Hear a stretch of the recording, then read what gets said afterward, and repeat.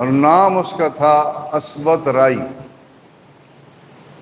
اسود کہتے ہیں کالے رنگ کو عربی میں، اور رائی بکری چرانے والے کو، چرواہے کو رائی عربی میں کہتے ہیں، تو اس کا نام بھی یہی پڑ گیا، کالے رنگ والا، بکریاں چرانے والا۔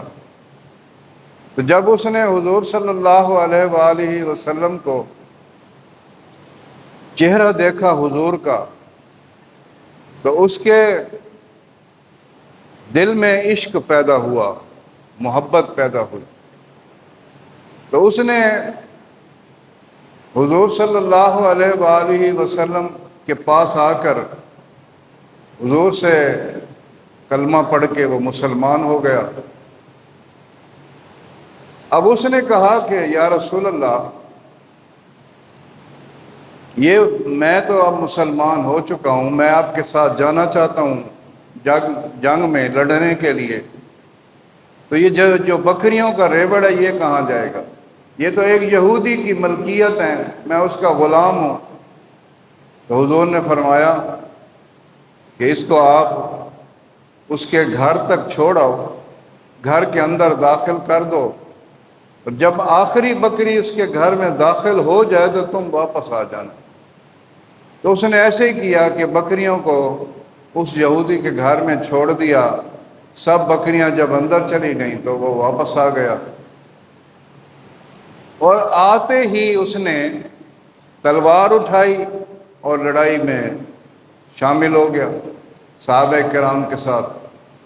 اور پھر دیہاتی تھا اور مزدور تھا، جذبے کے ساتھ، محبت کے ساتھ اس نے جنگ میں حصہ لیا، لڑائی لڑی، کافی کافروں کو جہنم واصل کیا، آخر میں وہ بھی شہید ہو گیا۔